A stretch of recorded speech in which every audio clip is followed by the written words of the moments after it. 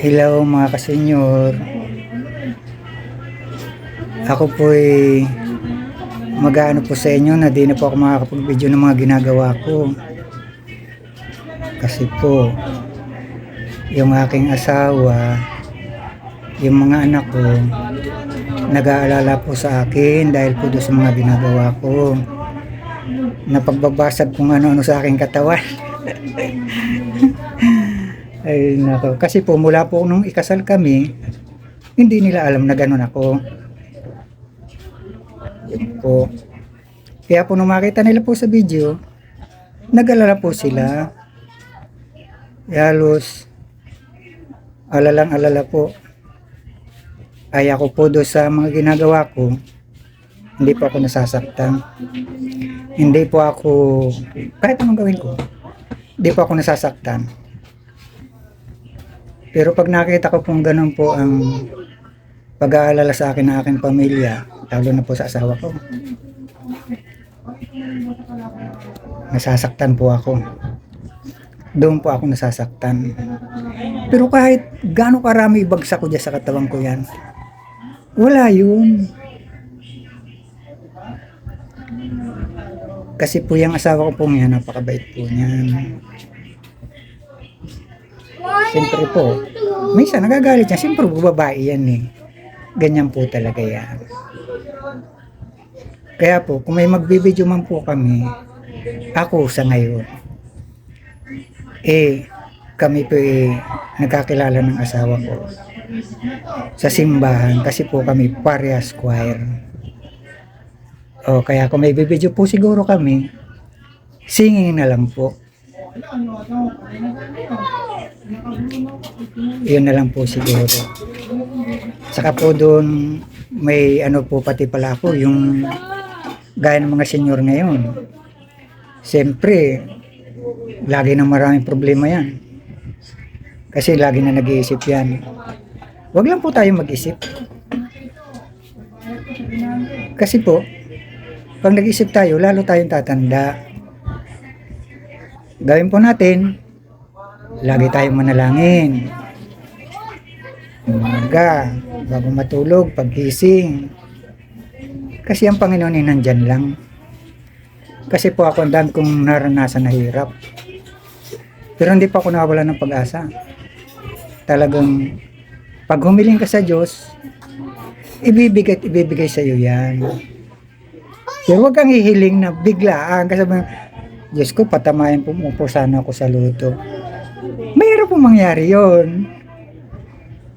Ang Diyos po ay marunong. Yan po ay, ikukwento ko pa lang yung nangyari sa amin mag-asawa. May ibibigay siyang tao sa iyo na siyang makakatulong. Kasi sa amin po, ganun po ang nangyari. Talaga pong hindi ko rin po akalain na kami po ay manggagawa po lamang. Tapos may pumasok sa amin, ginawa kaming katiwala. Nung 3 years na po, ang nangyari po, siyempre, nagtiwala rin po sa amin. Yung kanyang pinagkakatiwalaan na ibinigay niya sa amin, ibinigay na po niya sa amin. Gaano po ka bait ng tinatawag naming boss na siya pang tumutulong sa amin. Hanggang ngayon po, suportado niya po kami. Yan, mag-asawa po yan. Hindi ko na po sasabihin ang pangalan nila at baka sabihin inano ko po. Pero alam nila yan, nasa puso ko po yan. Talagang sila ang tumutulong sa amin. Kaya ngayon, ganito kami ngayon. Ito na po ako ngayon.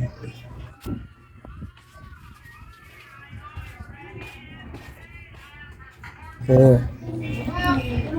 Saka yung ganito na po, may business po kami. Kahit maliit lang po.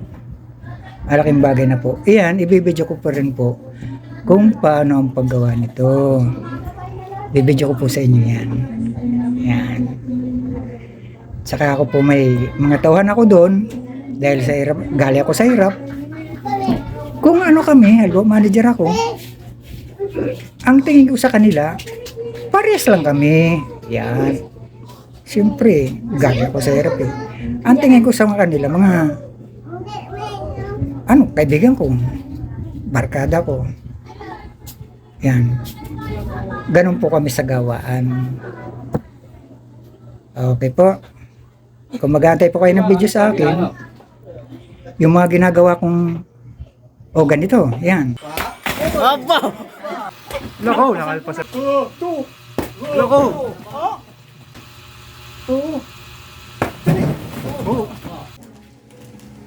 Yan, ganyan. Yun. Ang sarap sa pakiramdam. Yan. Yan. Yan. Yan. Yun. Yan.